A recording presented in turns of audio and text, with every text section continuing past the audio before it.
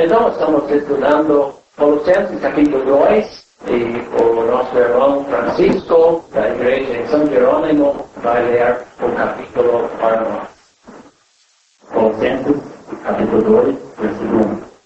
Porque quero que saibais quão grande combate tenho por vós e pelos que estão em Laodiceia, e por quantos não viram o meu rosto em carne, para que os seus corações sejam consolados e estejam unidos em caridade, enriquecidos da plenitude da inteligência, para conhecimento do mistério de Deus em Cristo, em quem estão escondidos todos os tesouros da sabedoria e da ciência. E digo isto para que ninguém vos engane com palavras persuasivas, porque ainda que estejam ausentes quanto ao corpo, contudo em espírito estou convosco, regozijando-me e vendo a vossa ordem e firmeza da vossa fé em Cristo. Como, pois, recebeste o Senhor Jesus Cristo, assim também andai nele, arraigados e sobreedificados nele, e confirmados na fé, assim como fostes ensinados, abundando em ação de graças, tendo cuidado para que ninguém vos faça presa sua, por meio de filosofia e vã subtilência, segundo a tradição dos homens, segundo os rudimentos do mundo, e não segundo Cristo. Porque nele habita corporalmente toda a plenitude da divindade. E estáis perfeitos nele, que é a cabeça de todo o principado e potestade, no qual também estáis circuncidados com a circuncisão não feita por mão do despojo do corpo da carne, a circuncisão de Cristo, sepultados com ele no batismo, nele também ressuscitaste pela fé no poder de Deus, que o ressuscitou dos mortos. E quando vos estáveis mortos nos pecados e na incircuncisão da vossa carne, vos vivificou juntamente com ele, perdoando-vos todas as ofensas, havendo riscado a cédula que era contra nós nas suas ordenanças, a qual de alguma maneira nos era contrária, e atirou do meio de nós, cravando-a na cruz. E despojando os principados e potestades, os expôs publicamente, e neles triunfou em si mesmo. Portanto, ninguém vos julgue pelo comer, ou pelo beber, ou por causa dos dias de festa, e da lua nova, ou dos sábados, que são sombra das coisas futuras, mas o corpo é de Cristo. Ninguém vos domine o seu bel prazer, com um pretexto de humildade e culto dos anjos, metendo-se em coisas que não viu, estando debalde, inchado na sua carnal compreensão, e não ligado à cabeça, da qual todo o corpo, provido e organizado pelas juntas ligaduras, vai crescendo o aumento de Deus. Se, pois, estáis mortos com Cristo, quanto aos rudimentos do mundo, por que vos carregam ainda de ordenanças como se estivesse no mundo? Tais como, não toques, não proves, não manuseis, as quais coisas todas perecem pelo uso, segundo os preceitos e doutrina dos homens, as quais têm, na verdade, alguma aparência de sabedoria, em devoção voluntária, humildade e em disciplina do corpo, mas não são de valor algum, senão para a satisfação da carne. Vamos continuar os nossos estudos aqui nesta carta aos Colossenses. Já notamos, e eu acho que vamos notar várias vezes no decorrer destes estudos da vontade de Deus, que o assunto principal é Cristo é tudo. Que bom, irmãos, que nós estamos entre pessoas que valorizam este fato. No mundo religioso é bem diferente. Mas para nós que somos salvos, nós nos reunimos ao nome do Senhor Jesus Cristo em simplicidade, conforme o padrão do Novo Testamento, e para nós, o Senhor Jesus Cristo é tudo. Pelo menos é assim que nós falamos. E eu espero que seja assim na prática, na minha vida e na sua. Então, já ouvimos que a cidade de Colossas ficava lá no vale do rio Lico, entre a cidade de Éfeso e o rio Eufrates. Era uma cidade antiga em bastante declínio, mas havia muitas pessoas passando, viajantes, comerciantes, passando por uma estrada importante, e assim havia muitas pessoas de culturas diferentes, de religiões diferentes, passando por aquela região. Mas que bom que um dia Epáfras, aquele fiel ministro de Deus, chegou naquela cidade. Havia outras ideias, religiões das mais diversas, mas Epáfras chegou lá e apresentou para o povo a verdade. O Evangelho puro de Cristo, sem acrescentar nada, sem tirar nada. E havia pessoas para ouvir. E um belo dia, alguém se salvou. Que ânimo para Epáfras! Mas, meus irmãos, eu estava pensando, que prazer para Deus olhar para aquela cidade confusa, com tantas ideias e filosofias estranhas surgindo toda hora, mas de repente uma pessoa renunciou o seu pecado, o caminho errado, depositou a sua confiança em Cristo, um diamante brilhando nas trevas. Uma segunda pessoa se salvou, terceira pessoa, não sabemos quantas. Que dia em que aquele grupo de diamantes se reuniu pela primeira vez para o partir do pão. Digo de novo, que ânimo para Epáfras, que ânimo para os crentes, mas que prazer para Deus. Agora, um grupo de pessoas reunido unicamente, exclusivamente, a pessoa de Cristo, com listas de regras e normas. Não. Mas simplesmente em sujeição a Cristo e a sua palavra.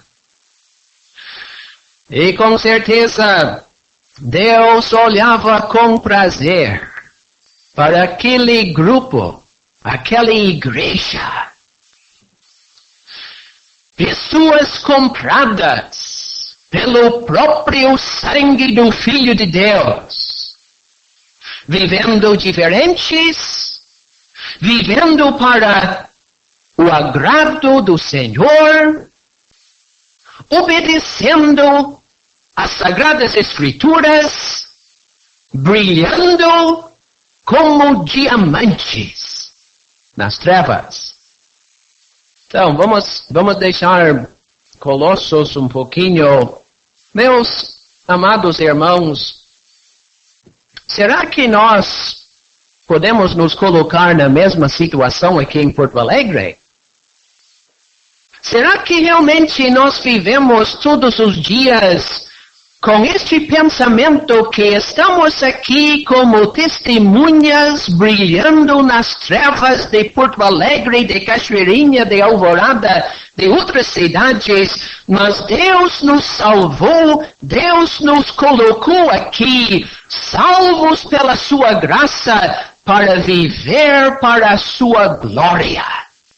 Nós fazemos isto. Sempre. Isso que Deus quer. E quanto à igreja, será que nós damos graças a Deus todos os dias pela parte que nós temos na igreja de Deus, aqueles que fazem parte? Que honra! A confusão é grande. O desvio é enorme. Mas se reunir com crentes que se submetem à palavra do Senhor, que mantém a pessoa de Cristo em preeminência no seu meio, que honra!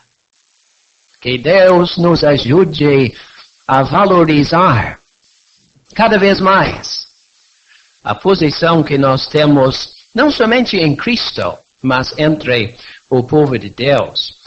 Então, você está pensando, muito bem, os crentes lá, os colossenses, receberam a palavra do Senhor,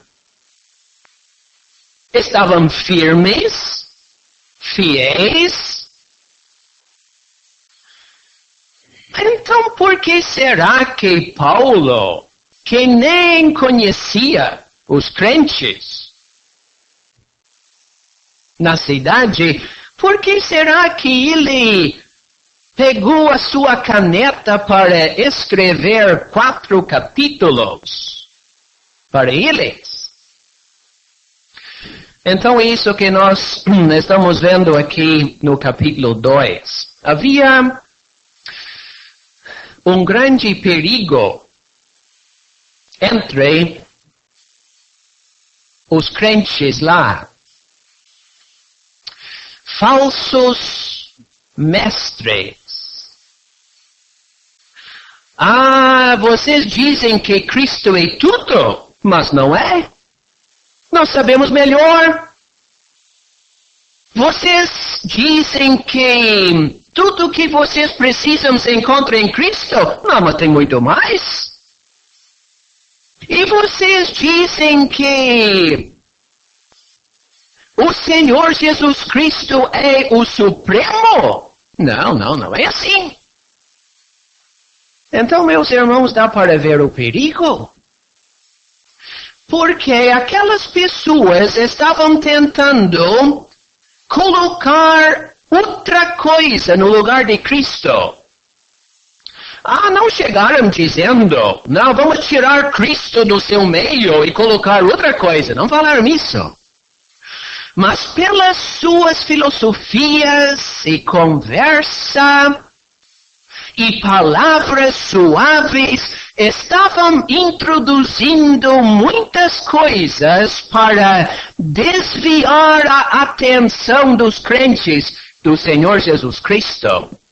Não no primeiro dia, nem no segundo. Mas estavam lá com a intenção de tirar a pessoa do Senhor Jesus Cristo do seu trono, do seu lugar preeminente entre os crentes, e introduzir outras coisas.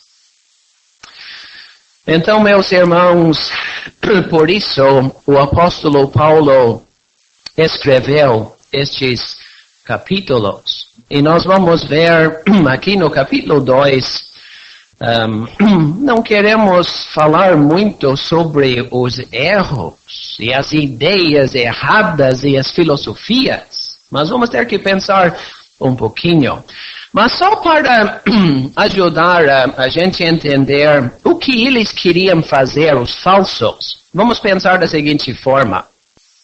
Vamos para um bosque de pinheirinhos. E ali nós escolhemos um pinheirinho, uma obra de Deus. Faz parte da criação de Deus.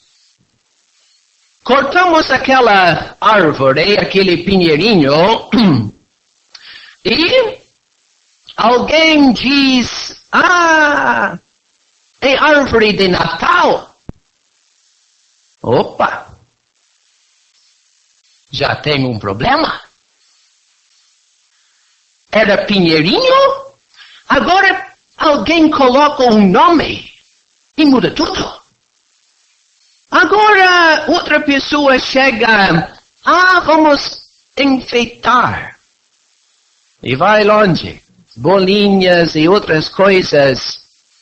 E no fim do dia, alguém chega aqui, isso aqui. E pinheirinho? Ué, mas não parece? Tá vendo? Os falsos estavam lá com judaísmo, misticismo, asceticismo, falso cristianismo, bolinhas e enfeites e colocando tanta coisa. E Cristo ainda existe, mas escondido. Agora olhamos para os enfeites e Cristo está escondido, ainda está no meio, mas não dá para ver com tanta claridade.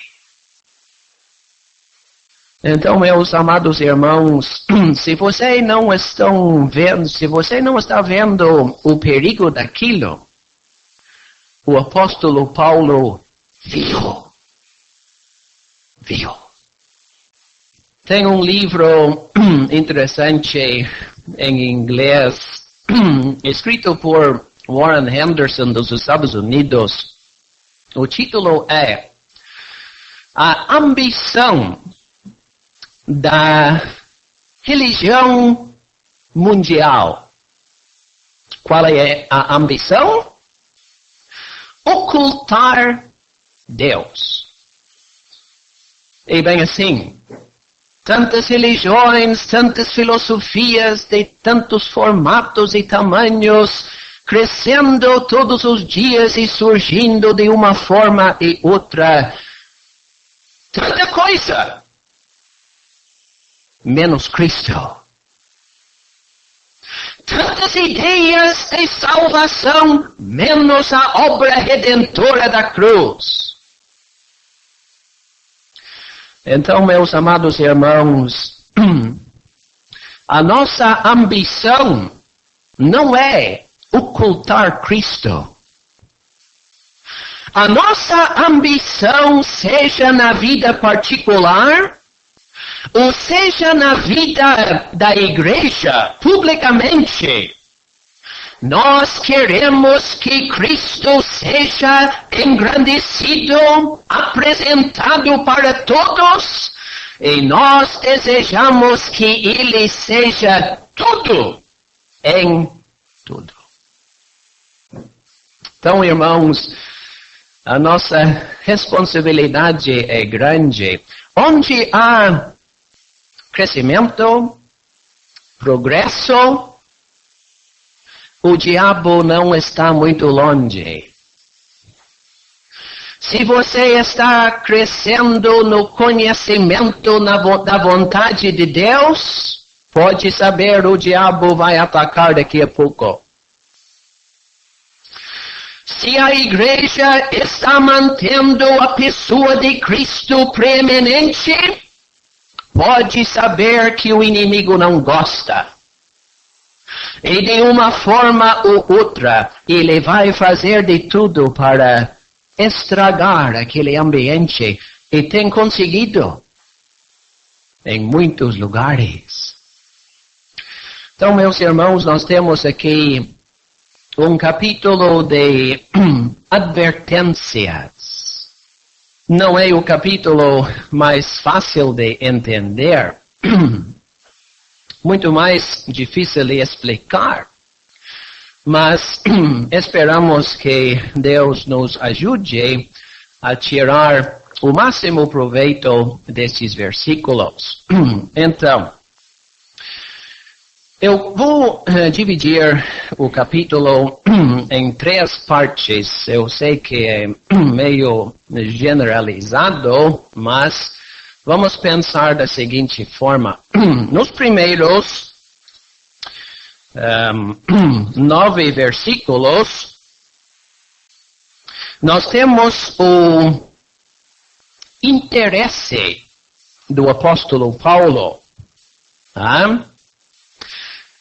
Ele tinha um interesse profundo nestas pessoas que não conhecia. Nós lemos do grande combate que tinha por eles. E ele queria a sua bênção, já tinha ouvido com alegria no seu coração do seu progresso, da sua firmeza nas coisas de Deus. E mesmo lá, em circunstâncias tão difíceis, o apóstolo Paulo se regozijou. Que bom! Há crentes firmes, mesmo entre aqueles falsos.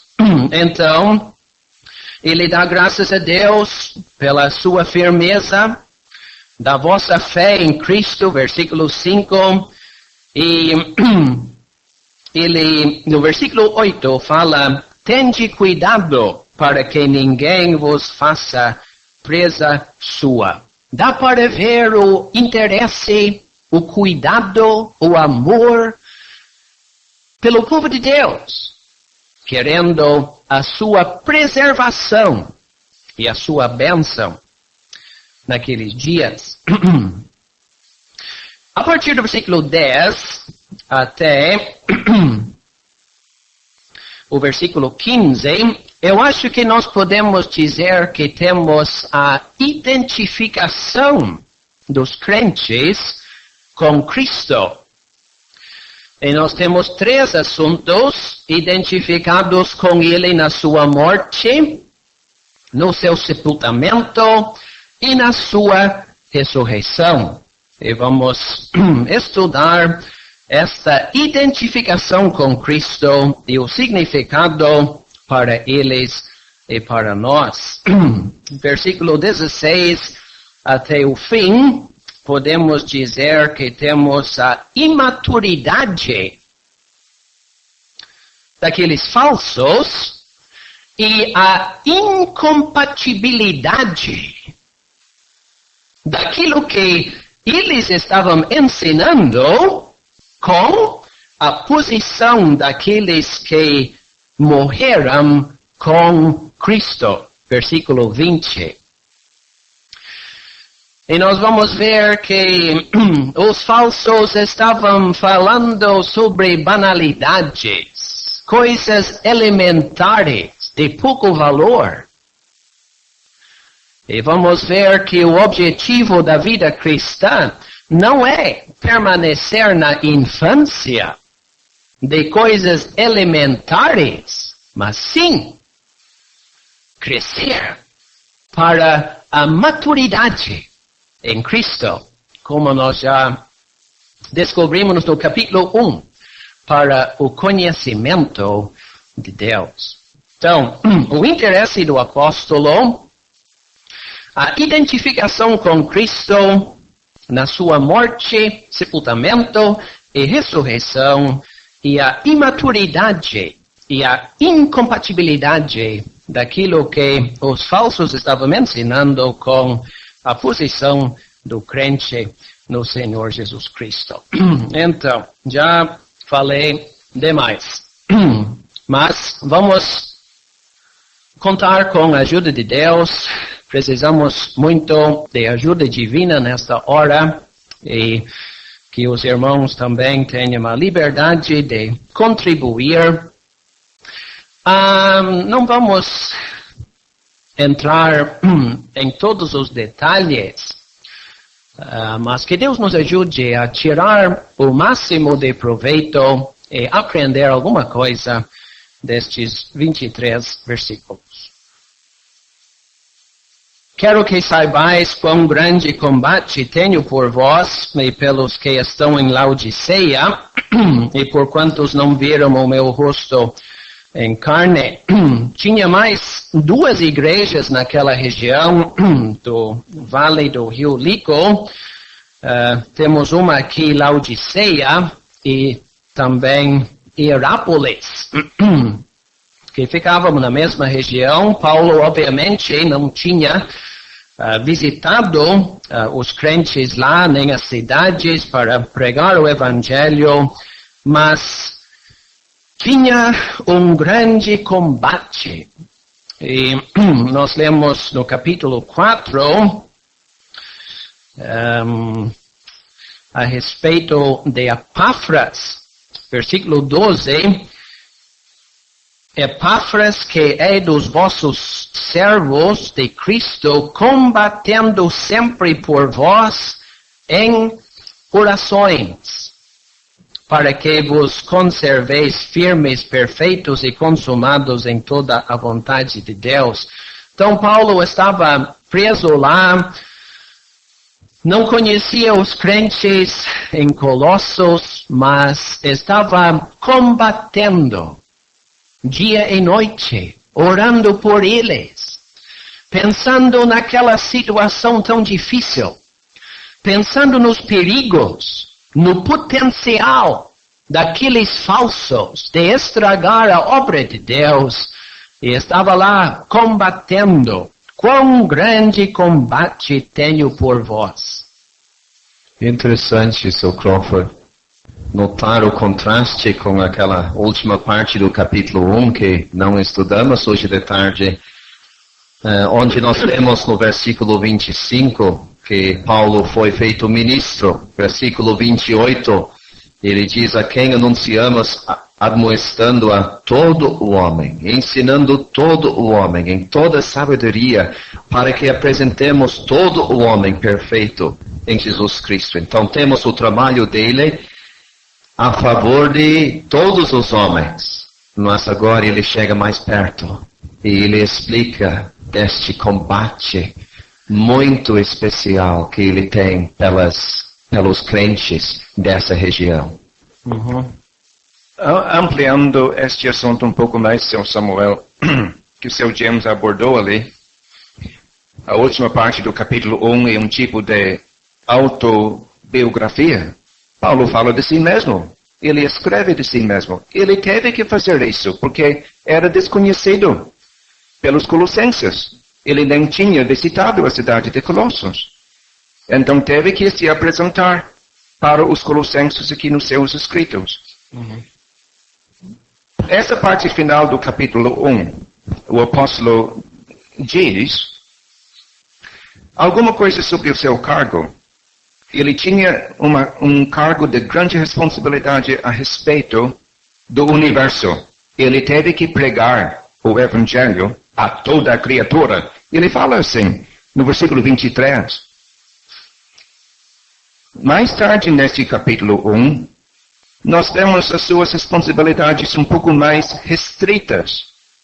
Ele é ministro da igreja, um pouco diferente. Mais cedo, ele era ministro do evangelho, pregando a toda a criatura. Agora, ministro da igreja, tem interesse na igreja, corpo de Cristo. Mas aqui, entrando no capítulo 2, o exercício dele é mais restrito ainda. Tem a ver com uma igreja de Deus, localizada ali no Vale do Lico, na cidade de Colossos. E como ele combatia. A nossa palavra agonia vem dessa palavra aqui. Mas vemos aqui um homem que combatia a favor da igreja. Faz-me lembrar de Jacó em Jaboque, passando a noite. Lemos ali que um homem desconhecido lutou com ele. Jacó fez o máximo possível para resistir. Mas será que nós estamos dispostos a combater, mesmo nas altas horas da noite, a favor de uma igreja de Deus? Então, convém pensar nisso, porque temos tantos privilégios aqui no sul do país, mas devemos nos lembrar de talvez outras regiões do país e outros países que não têm tantos privilégios que nós temos. Não tem tantas oportunidades, talvez, para reuniões de ministério, para estudar a palavra de Deus juntos. E outras situações de perseguição e falsas doutrinas e tanta coisa que vem para atacar uma igreja de Deus. Será que nós oramos por tais igrejas? Por crentes que estão sendo ameaçados espiritualmente? Convém pensar. Seu Samuel explicou muito bem que a referência em versículo 1 é a oração do apóstolo pela igreja. Por favor, explique o aspecto de combate no assunto de oração. Então, de certo, o diabo estava agindo por meio daqueles falsos mestres na região. Paulo não estava apenas combatendo contra a doutrina falsa, mas na realidade estava combatendo contra as hostes da maldade e os poderes do maligno e o poder do diabo. Precisa de combate. O Senhor está dizendo que estes elementos que devem se referir a poderes das trevas realmente dificultam a oração do crente, fazendo ele até desanimar. Mas aqui vemos que o combate indica uma insistência até superar. É algo assim? Parece que sim, e temos o caso de Daniel, né? Que enfrentou aquela oposição na sua oração. 3 semanas demorou para vir a resposta. Sim. Por causa de atividade na esfera, vamos dizer, das trevas. Sim. Então, irmãos, devemos reconhecer que estamos numa batalha. A oposição vem e os poderes do maligno são maiores do que nós percebemos. Então, nós precisamos de ajuda divina e combate verdadeiro contra estes erros. Seu Lindsay. Além das hostes malignas que militam contra nós, nós temos que pensar em nós mesmos, a própria carne dentro de nós. Irmãos, oração prevalecente, sendo uma luta, além de exigir resolução da nossa parte, requer atenção por completo. Porque a nossa mente, às vezes, corre, mesmo de joelhos, na presença de Deus, nós começamos a pensar em outras coisas. Então, não é por nada que o Salvador exortou seus discípulos para vigiar e orar. Vigiar. Então, temos de vigiar ao orarmos, porque é uma luta. Exatamente. Então vamos adiante, versículo 2, para que os seus corações sejam consolados. Havia perturbação, os crentes estavam ouvindo estas ideias estranhas, estavam firmes até o momento, mas é difícil a situação. Que estejam unidos em amor e enriquecidos na plenitude da inteligência para conhecimento do mistério de Deus, Cristo. Então, já notamos e vamos notar quantas vezes o apóstolo apresenta para eles Cristo. Sua pessoa, sua suficiência, sua obra, o seu ministério. E se os crentes pudessem conhecer melhor a Cristo, não teriam qualquer problema na resistência dos falsos mestres. Então, seu Samuel, qual seria então o gravíssimo erro aqui em Colossos, nesse capítulo? Estava sendo introduzido pelos falsos ensinadores. Eu acho, seu Moisés, havia muitas variedades de ideias sendo apresentadas, né? Mas o erro principal era colocar outra coisa no lugar de Cristo. Sim. Ou tirar Cristo do seu lugar de preeminência. Isto, para mim está no versículo 19. E não ligado à cabeça. Sim. Este era o gravíssimo erro introduzido ali. Isso mesmo.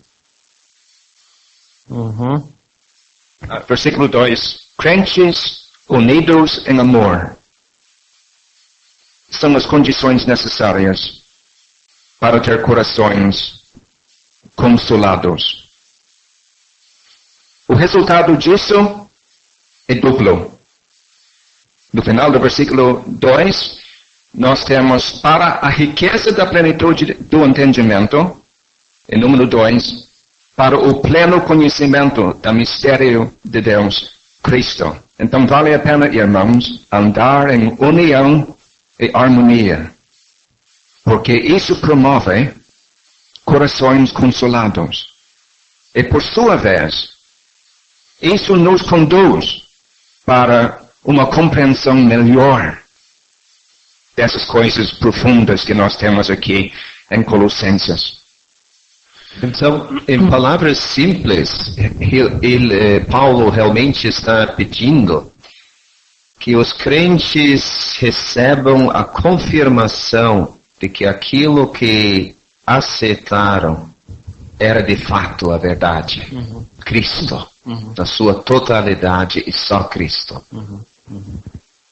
Seu Samuel, essa palavra mistério que aparece ali no final do versículo 2, o mistério de Deus, apareceu em capítulo 1, versículo 26, o mistério, várias vezes, quase umas 30 vezes aparece no Novo Testamento. Explica para nós o que é um mistério.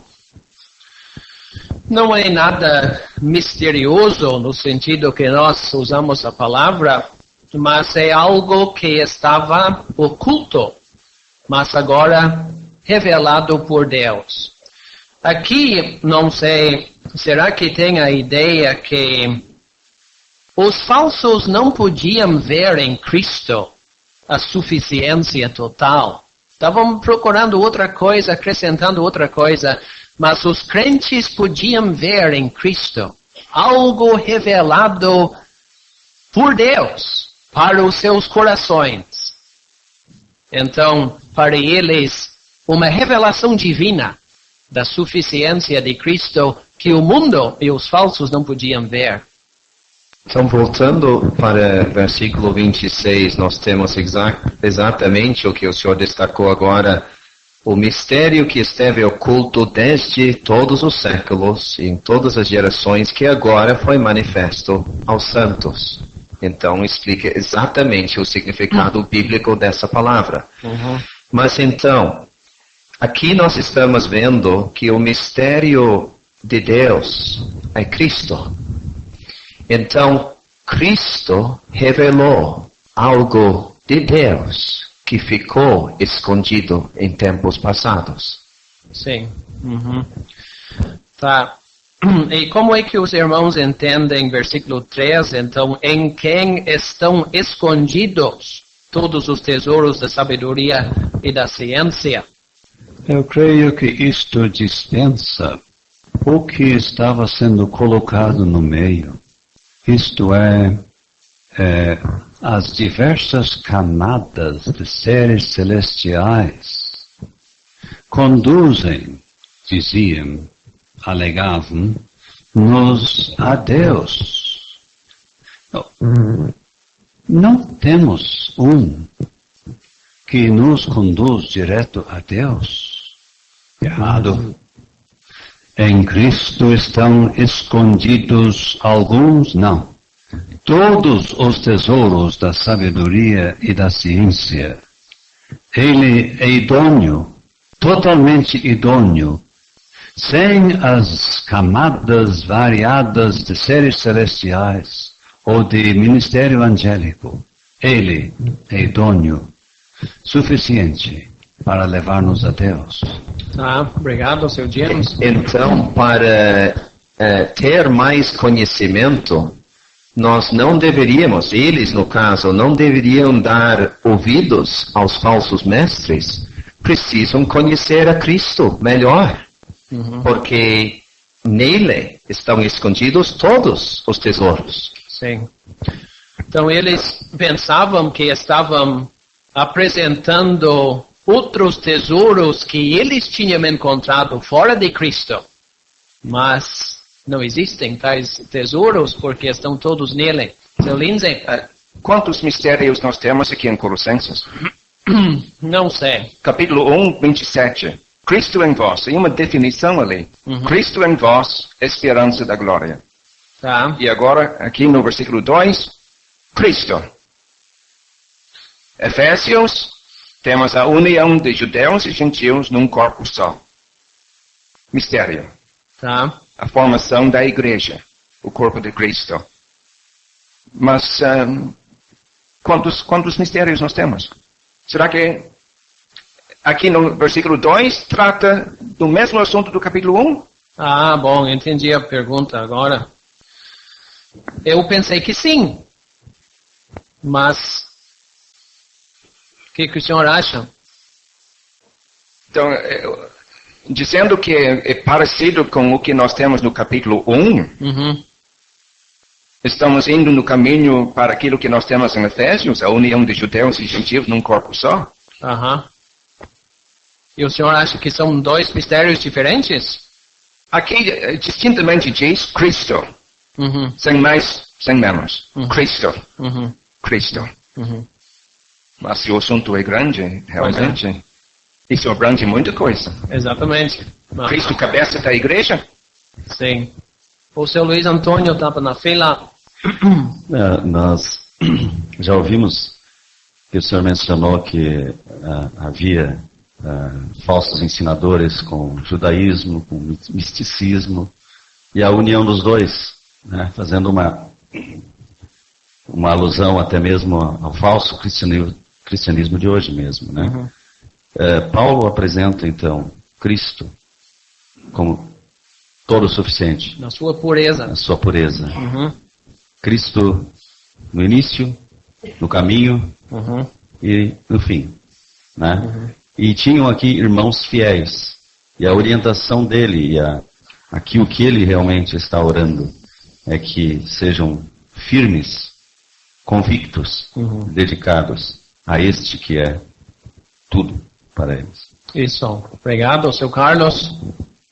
Eu estava pensando que Cristo em vós, em capítulo 1, É aquilo que Paulo aprendeu na estrada de Damasco. O Senhor disse: Saulo, Saulo, por que me persegues? Perseguindo o crente, perseguia a Cristo. Por causa da união entre a cabeça e o corpo. Tá? Interessante, seu Carlos. Mas vamos mais adiante. Por favor, versículo 4. Digo isto para que ninguém vos engane com palavras persuasivas. Versículo 8. Tende cuidado para que ninguém vos faça presa sua. Versículo 16. Portanto, ninguém vos julgue pelo comer e pelo beber. Então, havia estas várias ameaças e perigos sendo apresentados de várias formas, de acordo com as filosofias vãs, as imaginações, as visões dessas pessoas, e o perigo era grande. Porque, ainda que esteja ausente quanto ao corpo, contudo em espírito estou convosco. Obviamente não é o Espírito Santo, mas o Espírito dele mesmo estava com eles em espírito, regozijando-me e vendo a vossa ordem e firmeza, a firmeza da vossa fé em Cristo. E temos aqui no fim do versículo 2 termos militares: ordem e firmeza, como um exército bem organizado e pronto para a batalha. Então, Paulo se regozijou. Tinha ouvido que havia firmeza e ordem no seu comportamento contra os perigos e as ameaças. E mais uma vez, esta ordem e firmeza não foi alguma organização humana, mas em Cristo. Samuel, embora Paulo está vendo a firmeza deles e como eles estão andando bem, mas ele se preocupava que o inimigo o enganasse, né? Sim. Por isso que ele tem esta advertência. Exatamente. Seu Tomás? Assim como pois recebestes o Senhor Jesus Cristo? De que maneira? Como Salvador todo suficiente. Cristo e somente Cristo nos valeu. Eles também naquela hora. Agora, continue. Não precisa de intermediário, não precisa de outra coisa, não precisa de anjos, não precisa de culto de anjos como ouvimos já. Não. Continua firme em Cristo, como uma árvore enraizada, arraigados, como um edifício de alicerces fortes edificados, imóveis, sólidos, no seu alicerce. Continue como começou. Sim. Versículo 6 é muito importante. Eu acho que a ordem talvez seja um pouco diferente, conforme a atualizada. Como, pois, recebestes Cristo Jesus, o Senhor. Está certo? Está certo. Sim. E assim, dá um destaque muito importante. Receberam o Salvador, Cristo Jesus. Mas que bom que receberam Cristo Jesus, o Senhor. E ali havia um alicerce dos mais firmes. Não somente para a salvação da sua alma, mas para a sua continuação. Assim andai nele, como o Senhor, se submetendo à autoridade dele, o Senhor Supremo da sua vida. Então, crentes, jovens e velhos, vamos nos lembrar disso. Nós devemos andar diariamente reconhecendo o senhorio absoluto do nosso Senhor Jesus Cristo. É Ele que governa, que manda, que orienta. E eu vivo em submissão à sua autoridade. Cristo Jesus, o Senhor. Assim, recebemos Ele no início para a salvação da alma e assim andamos diariamente nele. E como o seu Tomás já explicou, arraigados fala da nossa raiz em Cristo. No passado, mas as consequências continuam até o presente. Agora, edificados em um tempo diferente, no presente, é algo contínuo. Vai edificando, crescendo, como um prédio sendo levantado. Confirmados na fé, assim como fosse ensinados, crescendo. Parece que tem a ideia de um rio transbordando. Né? E assim, as nossas vidas transbordando de gratidão, de ação de graças, pela posição que nós temos em Cristo. Então vamos ouvir mais alguma coisa sobre 6 e 7. Esse título divino, Cristo Jesus, o Senhor, se é assim, como eu acredito firmemente que é, então é um título único, aparecendo somente aqui na Bíblia. Cristo Jesus, o Senhor. De novo, aqui no versículo 6, o tom da epístola muda um pouco, a partir do versículo 6. Pela primeira vez, nós temos uma ordem. Assim andai nele. Então, começa agora as exortações, as ordens apostólicas nesta carta. Seu Samuel, eu queria abordar sobre o contato dessas pessoas que estavam espalhando esses erros de doutrina. Provavelmente não entraram lá numa reunião da igreja em Colossos para ensinar.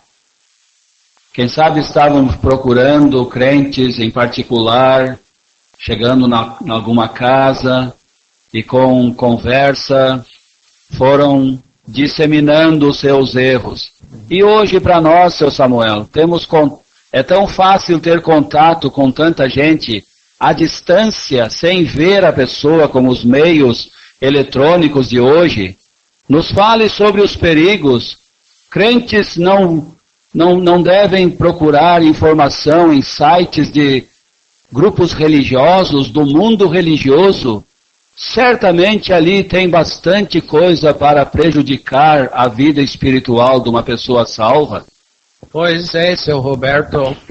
E o grande problema é que essas pessoas, geralmente bem educadas, inteligentes, com todo tipo de argumento bem plausível, têm uma aparência de piedade, Bíblias abertas, lê um versículo para apresentar o seu ensinamento, talvez, mas com muita sutileza procuram tirar de Cristo o que é dele. Então, assim nós devemos sempre manter na nossa mente qualquer coisa que tira de Cristo o que pertence a Ele, qualquer coisa que procura substituir algo de Cristo, o perigo é grande e devemos fugir a todo vapor daquilo. E precisamos cuidar neste mundo moderno com essa separação entre o ensinamento de uma pessoa e a sua vida. Podemos ler o ensinamento, mas não conhecemos a vida. Precisamos cuidar. A Bíblia não faz isso. A Bíblia sempre destaca que o ensinamento de um homem deveria combinar com a sua vida. Então falamos do senhorio de Cristo e reconhecemos Ele como o Senhor das nossas vidas. E só deveríamos dar ouvidos a pessoas que reconhecem nas suas vidas diárias o senhorio dele. Sim. Seu Joel, é bom ouvir a sua voz. Então, ajuda-nos, fomos salvos por Ele, mas como andar nele? O senhor já falou um pouco, mas porque os religiosos aqui tinham muita coisa para oferecer, que enchia os olhos, mas como podemos andar nele? Sim, então, já falou de encher os olhos de coisas atrativas. O que tem mais atraente para o crente do que a pessoa de Cristo? Então, por isso, eu achei bom combinar com o nosso irmão para cantar aquele hino no início do nosso estudo, olhando para Cristo. Parece bem simples, mas evita muita coisa. E se estamos olhando para Cristo e apreciando as belezas e as grandezas da sua pessoa, daí qualquer outra coisa apresentada parece lixo. Se tivermos o exercício e se valorizamos se Ele me salvou, me livrou do inferno, da condenação, então aquele exercício, o que vou descobrir nele? As belezas, as riquezas, como o senhor já tem colocado, Sim. mas precisamos nos apropriar dele. Sim. Sim, e ele é uma fonte inesgotável de tudo que nós precisamos. Só de passagem, eu não quero demorar muito nisso, mas antes de deixar versículo 6, o senhor destacou que o título do nosso Senhor aqui é Cristo Jesus, o Senhor. Destacamos o senhorio dele. Mas será que Paulo, nessa linguagem, não está dizendo para os crentes e precisam se lembrar que só Ele tem o direito de mandar nas suas vidas? Sim. Não esses outros homens. Só Ele. Ele é o Senhor. Isso, muito bom. Então vamos para o versículo 8. Tende cuidado para que ninguém vos faça presa sua por meio, e aqui temos o assunto do seu Roberto, filosofias, não estou dizendo que ele fala assim, mas o assunto que ele levantou agora, desculpe, seu Roberto, filosofias e vãs sutilezas, e aqui o problema, segundo a tradição dos homens, segundo os rudimentos do mundo. E o que está faltando? Tudo! Porque não é de Cristo. Então, não precisa olhar muito longe para encontrar essas filosofias, vãs sutilezas, tradições dos homens, os rudimentos do mundo. E onde está Cristo? Não se encontra. Então o apóstolo Paulo... Desculpe, seu Lindsay. Seu Henrique, pode falar. E dizer que o Senhor Jesus disse, as minhas ovelhas ouvem a minha voz. Eu conheço-as e elas me seguem. As ovelhas devem se acostumar com a voz do bom pastor e saber distinguir entre a voz dele e a voz do estranho. No capítulo seguinte, diz, a palavra de Cristo habite em vós abundantemente. Conhecendo a Ele, conhecendo a palavra dele, o crente há de distinguir entre o que é do Senhor e o que é do estranho. Sim, muito bom, seu Lindsay. O apóstolo Paulo pinta um quadro vívido, vamos dizer, destes hereges, esses falsos, que estavam ali batendo na porta da igreja em Colossos, com o desejo de levar os próprios crentes como despojo, privando-os dos seus privilégios. Ele diz que eram como assaltantes violentos até, preparados para levar esses crentes embora, privando-os dos seus privilégios. Pois é, interessante, porque é linguagem forte, né? E tem alguns aqui que sabem o que um assaltante faz, então o perigo é grande. Seu Roberto. Filosofia, alguns filhos nossos têm essa matéria na escola e às vezes eu fico escutando. Professores falam muito e dizem pouco ou nada. O falecido seu Samuel Curran deixou uma frase que eu não esqueci até hoje, a definição de um filósofo. Um homem cego numa sala escura procurando um gato preto que não está ali. Um coitado. É triste quando pessoas correm atrás de tais coisas. Então, comparando o versículo 8 com o versículo 9, Sr. Crawford, versículo 8 fala de tradições, de rudimentos, aquelas práticas religiosas que o mundo gosta tanto e diz, mas isso vai levar a pessoa mais perto de Deus. É muito bom fazer essas coisas. Mas versículo 9 diz, porque nele, em Cristo, habita corporalmente toda a plenitude de divindade, da divindade. Então, querendo chegar mais perto de Deus, não precisa de ritos, práticas religiosas, precisa de Cristo e só Cristo. Sim, porque estáis perfeitos nele. Versículo 10. Então, se toda a plenitude da divindade habita corporalmente em Cristo, tem tradições, filosofias, várias sutilezas, rudimentos que valem mais do que isso? Claro que não. Então deixa todas aquelas coisas que não prestam para nada, já que tem tudo em Cristo. E versículo 9 é muito cheio para a nossa meditação, não somente que nele há divindade, mas nele habita permanentemente a divindade.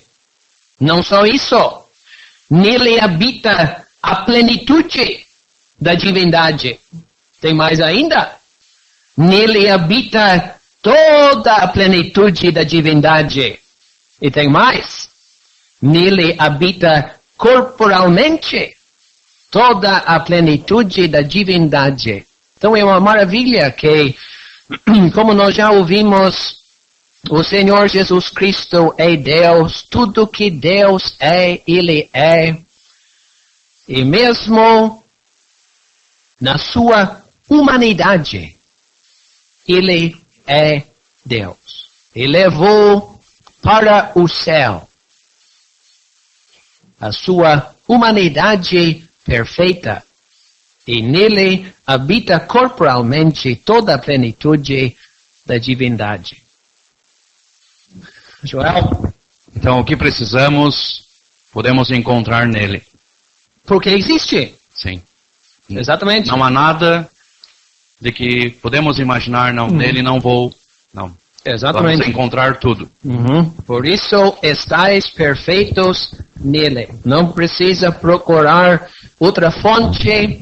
Não falta nada. Estáis perfeitos nele, que é a cabeça de todo principado e potestade. Parece que ele tem apresentado a doutrina, até versículo 9, e versículo 10 em diante ele vai começar a aplicação da doutrina nos próprios crentes ali de Colossos. Sim. Estais perfeitos nele. Então, a experiência. Sim, exatamente. Eu acredito que devemos distinguir entre os principados e potestades do versículo 10 e do versículo 15. Todos concordam?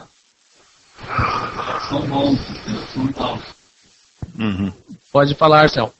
Não, exatamente. Seu Roberto está dizendo que no versículo 10 são os principados e potestades bons, mas versículo 15 seria os maus. Sim, é verdade. Concorda? Versículo 9, nós temos a plenitude do Filho. Versículo 10, temos a plenitude dos filhos. No filho. Exatamente. Dos filhos no filho. Exatamente. Então, nossa ligação com Cristo não é pouca coisa? Não, mas não quer dizer que nós, a nossa plenitude tem a ver com atributos divinos. Sim, claro. Não quer dizer isso, mas somos completos, perfeitos, não falta-nos nada. Os gnósticos diziam para os colossenses, olha, vocês precisam de tanta coisa a mais ainda. Mas tendo Cristo, estando em Cristo, os colossenses estão cheios, plenos, não precisam de nada mais. Então, meus irmãos, vamos mais adiante, já o tempo vai passando. Versículo 11, no qual também estáis circuncidados com a circuncisão não feita por mão, ou seja, não é a circuncisão física do Antigo Testamento, do concerto de Abraão, mas uma circuncisão espiritual, não feita por mão no despojo do corpo da carne, a circuncisão de Cristo, que, sem dúvida, é uma referência à morte do Senhor Jesus Cristo. Então, é a nossa identificação com Cristo na sua morte, que nos separa do pecado, da carne, para andar dignamente. Todos concordam com a circuncisão de Cristo se refere à sua morte, né? Seu Roberto? Não, ali no final do capítulo, o senhor destacou aqui a circuncisão como a morte, o crente morreu com Cristo, crucificaram a carne, os que são de Cristo crucificaram a carne. E aqui no último versículo, todos esses erros, diz ali, não eram de valor algum, senão para a satisfação da carne. Sim. O erro religioso incentiva a carne. Os Gálatas foram levados nisso. Sim. E esses aqui estavam em perigo também. Sim, é isso que a carne gosta. De satisfação carnal. Pode significar, seu Samuel, a circuncisão de Cristo, circuncisão feita por Cristo na hora da nossa conversão. Houve um corte. Na hora da nossa conversão. Dispensamos com a carne, não tínhamos mais confiança na carne, nem nas cerimônias, nem nos ritos. Sim. É uma circuncisão feita por Cristo na hora da nossa conversão. Pode ser isso? Sim, como resultado da sua morte. Sim. Mas já que o batismo surge no próximo versículo, não devemos pensar que o nosso batismo nas águas é um tipo de substituto para a cerimônia antiga de circuncisão. Não, é outro assunto no próximo versículo, né? Sepultados com ele no batismo, nele também ressuscitastes pela fé no poder de Deus que o ressuscitou dos mortos. Então, quando Cristo morreu, nós morremos com ele. Quando Cristo foi sepultado, fomos sepultados com ele, e nos ressuscitamos com Ele na sua ressurreição. É isso que nós proclamamos no momento do nosso batismo. Então, não é que isso acontece no batismo. Já é uma declaração de algo que aconteceu antes. Quando confiamos em Cristo, morremos com Ele para o pecado, para o mundo, arrependidos, confiamos nele e fomos sepultados, identificados com Ele no seu sepultamento e ressuscitados para andar em novidade de vida. Ou como já pensamos, andar nele, nos submetendo à sua autoridade. O fator tempo se some. O Senhor Jesus Cristo morreu há 2000 anos, digamos. E temos gente aqui que talvez tenha se salvado há poucos dias. Mas é verdade que são vistos como tendo morrido com Cristo.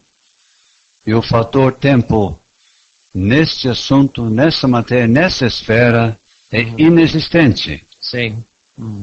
É como se Cristo morreu ontem e ressuscitou hoje. O fator tempo não atinge. Sim. Então tem mais vozes que não ouvimos ainda. Vamos mais adiante, versículo Lisandro. Versículo 10, lemos: estais perfeitos nele.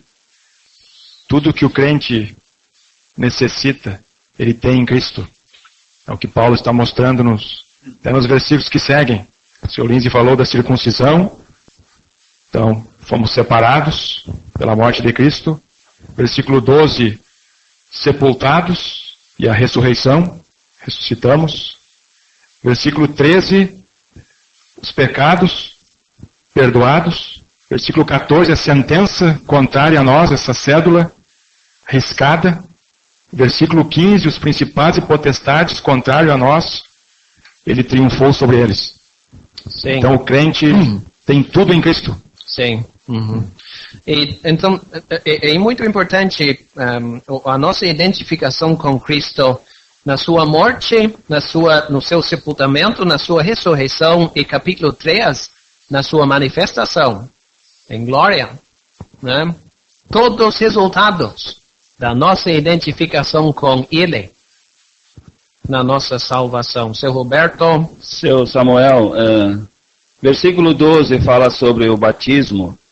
Há pessoas que foram salvas, mas por causa de certas circunstâncias não foram batizadas. O que o senhor diria para essas pessoas? Talvez tenha algum aqui hoje.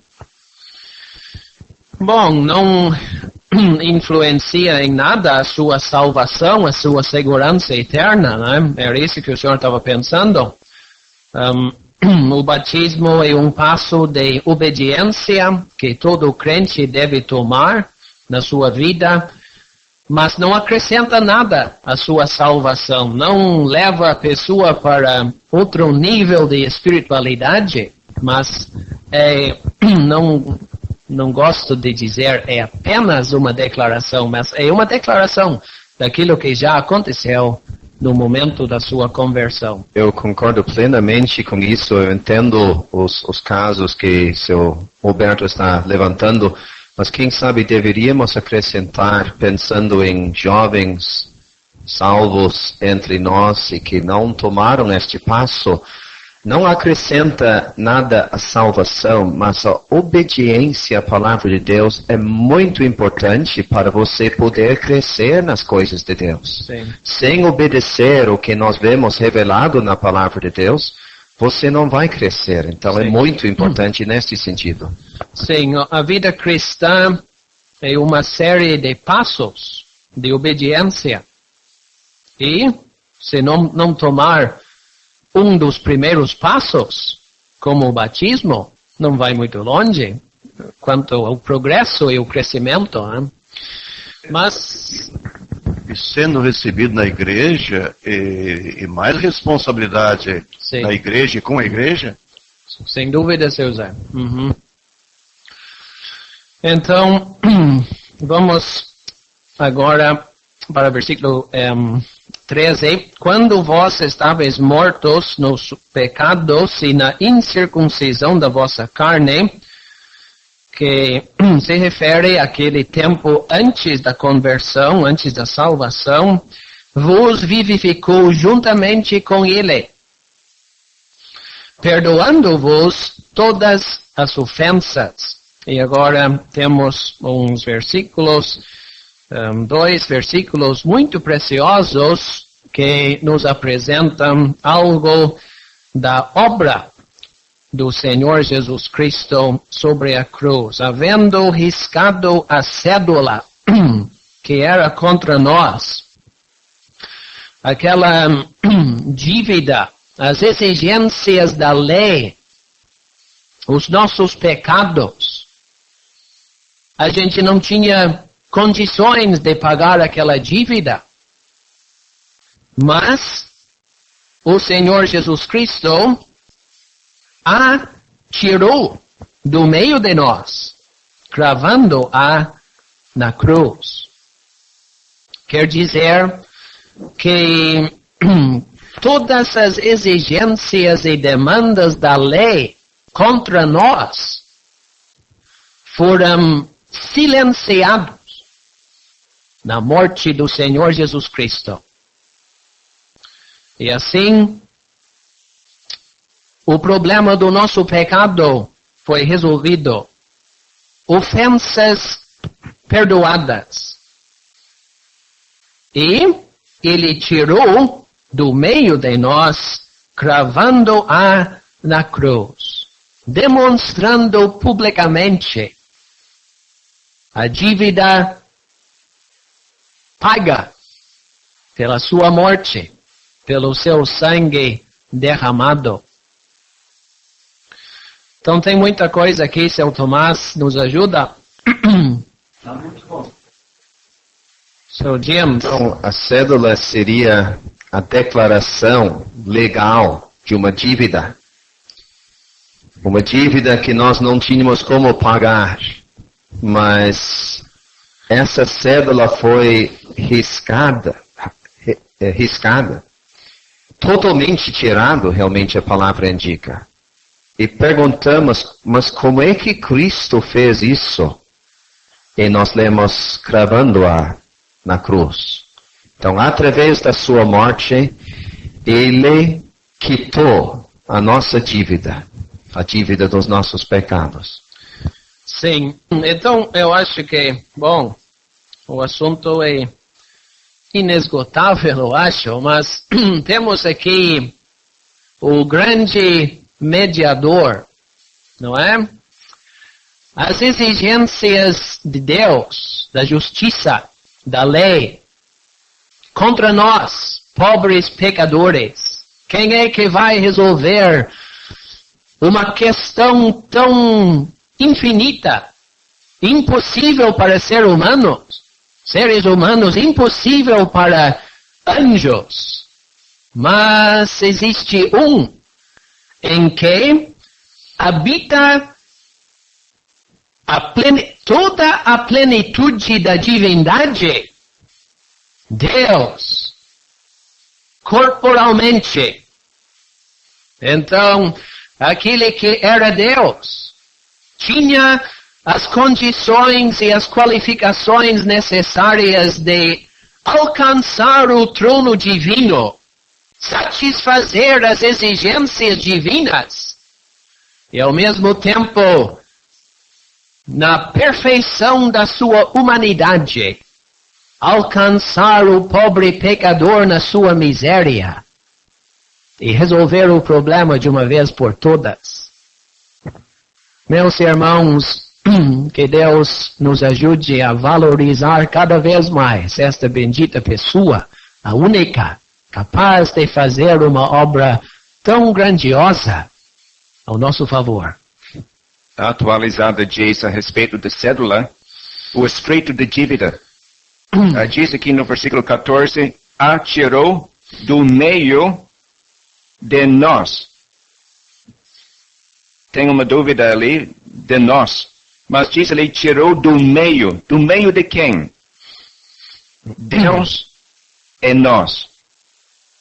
Esse escrito de dívida estava ali entre nós e Deus. Deus exigia pagamento, não tínhamos como pagar. Veja só o problema. Mas graças a Deus, o Salvador veio, e nós lemos aqui, atirou, cravando na cruz. Não existe mais. Removeu. Completamente não existe mais. Então Deus não tem como exigir nada mais. Parece que é a mesma palavra de Atos 13, 19, esse é o Lindsay, né? Apagou. Né? Então vamos adiante. Versículo 15. Despojando os principados e potestades.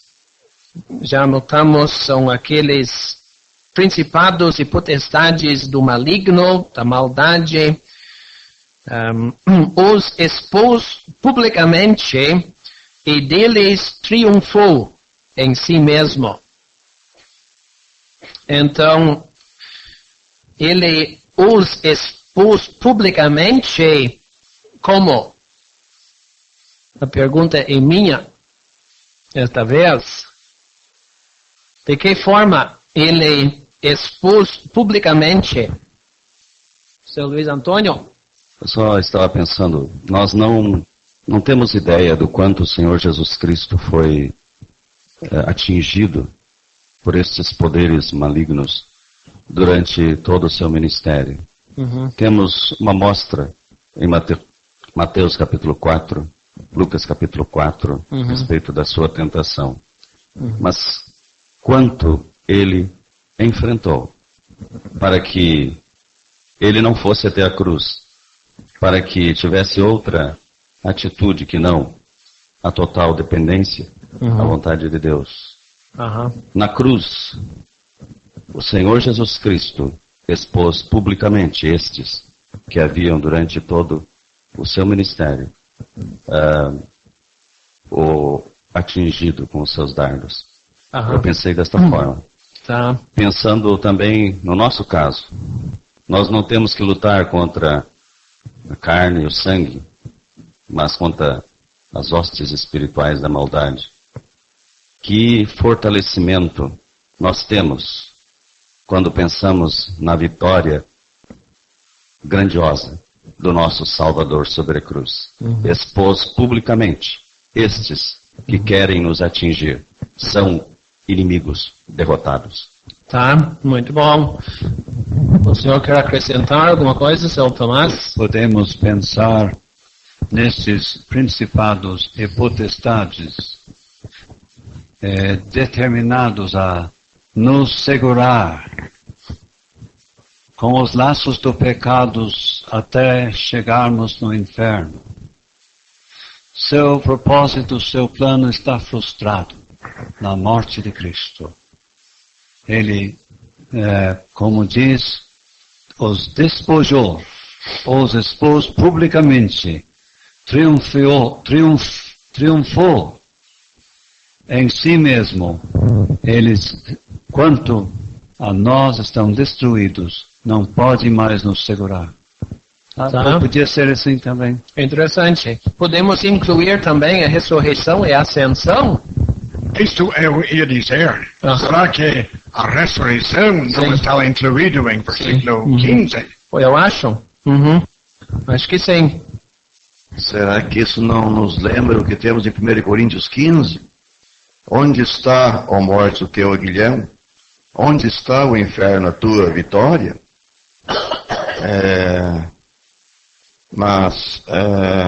Diz ali, olha, o aguilhão da morte é o pecado, e a força do pecado é a lei, mas graças a Deus que nos dá a vitória por nosso Senhor Jesus Cristo. Isso. Então, só mencionar Hebreus 2 e 14, seu Samuel, para que pela morte aniquilasse o que tinha o império da morte, isto é, o diabo. Sim. O poder do diabo foi aniquilado. Quanto às pessoas salvas, o diabo ainda tem muito poder, mas quanto às pessoas salvas, ele é um inimigo vencido. Sim.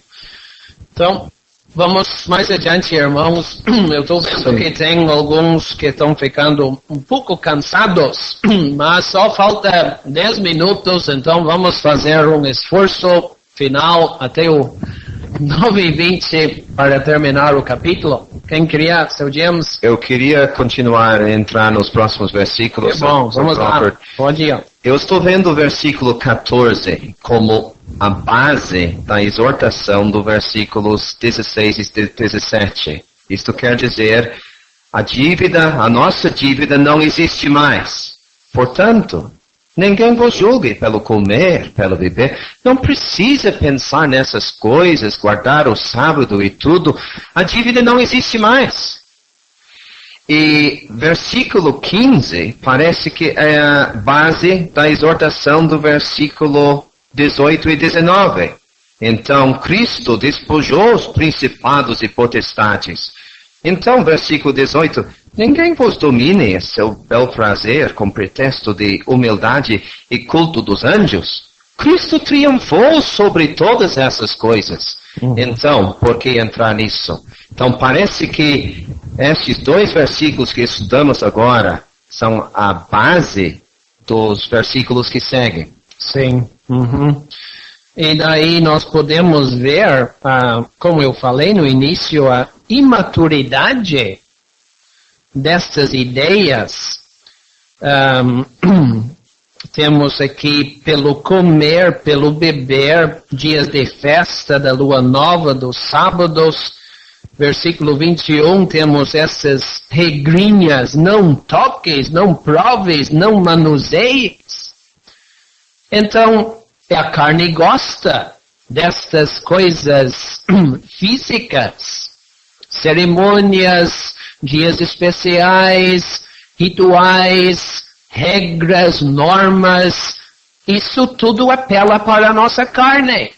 Não, mas tem muito, muito mais além disso. Essas coisas não têm valor.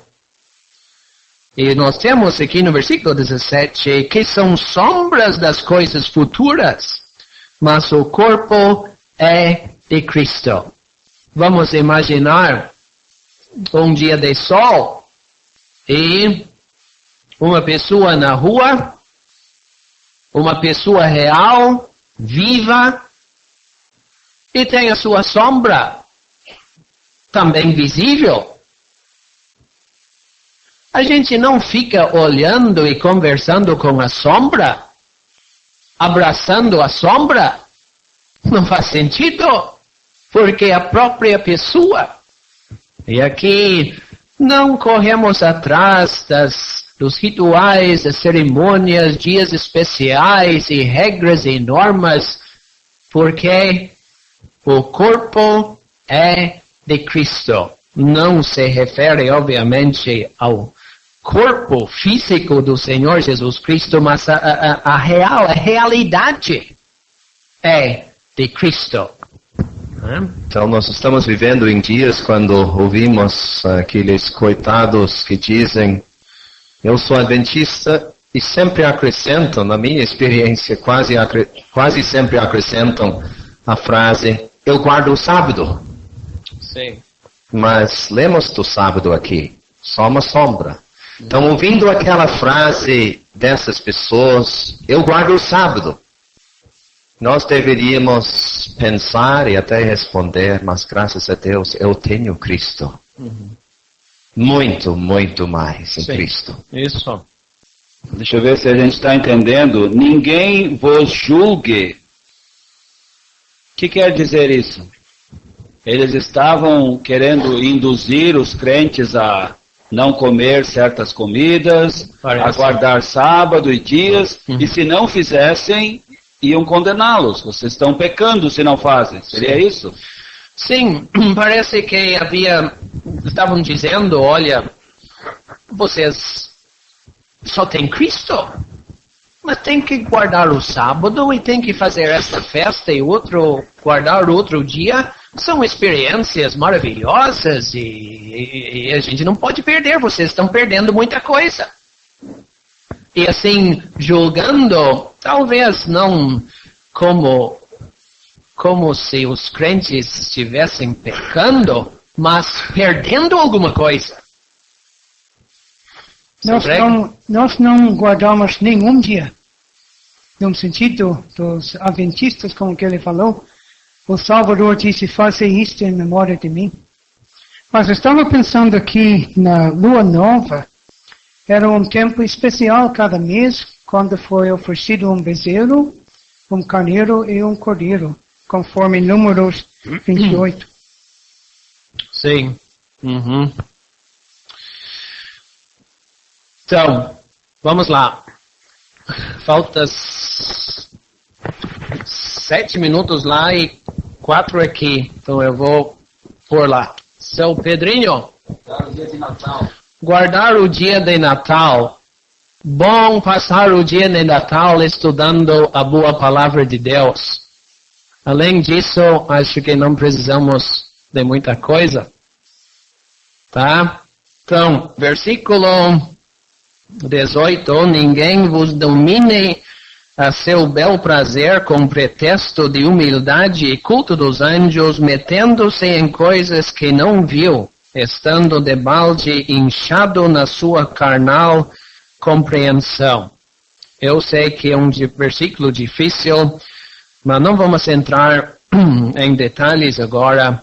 Pessoas se orgulhando na sua humildade, dizendo talvez, olha, nós não temos a coragem de nos aproximar diretamente à presença de Deus. Nós precisamos de anjos para ser mediadores entre nós e Deus. Mas fazendo chamando atenção àquele ato aparentemente de humildade, mas era só baseado na sua imaginação, em coisas que não viu e apelando para a sua carnalidade, como se fosse algo tão espiritual, mas sem valor nenhum. O problema, novamente, não ligado à cabeça.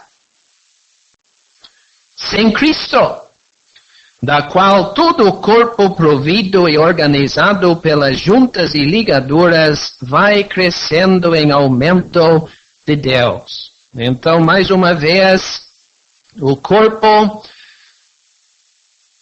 o Senhor Jesus Cristo, o cabeça do corpo, a sua autoridade, a única pessoa que tem este direito, e ele sustenta, orienta o corpo provido, nutrido por ele. Vai crescendo. O que quer dizer em aumento de Deus? Então, quem vai responder essa pergunta em aumento de Deus para a glória de Deus? Ou tem mais? Seu Lindsay? Cresce no crescimento que procede de Deus. Ok. Então, versículo 20. Se, pois, estáis mortos com Cristo, quanto aos rudimentos, eu acho que nem falamos sobre esta palavra no versículo 8, princípios elementares, básicos do mundo, por que vos carregam ainda de ordenanças como se vivesses no mundo? Tais como, não toques, não proves, não manuseies. As quais coisas todas perecem pelo uso, segundo os preceitos e doutrinas dos homens, as quais têm, na verdade, alguma aparência de sabedoria, em devoção voluntária, humildade e em disciplina do corpo, mas não são de valor algum, senão para a satisfação da carne. Parece que havia entre estes falsos aqueles que apresentavam como bom procedimento ou a aflição ou a disciplina do corpo, penitência e coisas assim. Mas que valor tem isso? Para a satisfação da carne, serve. Mas para o crente que tem Cristo, que está perfeito nele, não vale nada. Eu penso que tem um contraste entre os dois tamanhos de versículo 20, inchados na sua carnal compreensão, um tamanho que não é um aumento de Deus. E no versículo 19, vai crescendo em aumento de Deus, e não inchado, crescimento falso. Tá, isso é interessante. Então, seu Ezequiel, é bom ouvir uma voz diferente. Fala. Aumento de Deus. Eu estava olhando aqui para capítulo 1, quando aqui mais para o final, aos seus santos, aos quais Deus quis fazer conhecer quais são as riquezas da glória deste mistério entre os gentios, que é Cristo em vós. E aí o final do versículo 28, todo homem perfeito em Jesus Cristo. Uhum. E era um desejo de Deus isso, nós vemos. Que Sim. Deus quis isso. Uhum. Exatamente. Então já está na hora e que Deus nos ajude a valorizar a posição que nós temos em Cristo, a responsabilidade que a nossa identificação com Ele traz.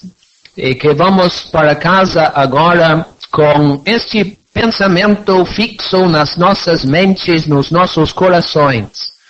Que em tudo, Cristo tenha a preeminência hoje e para sempre.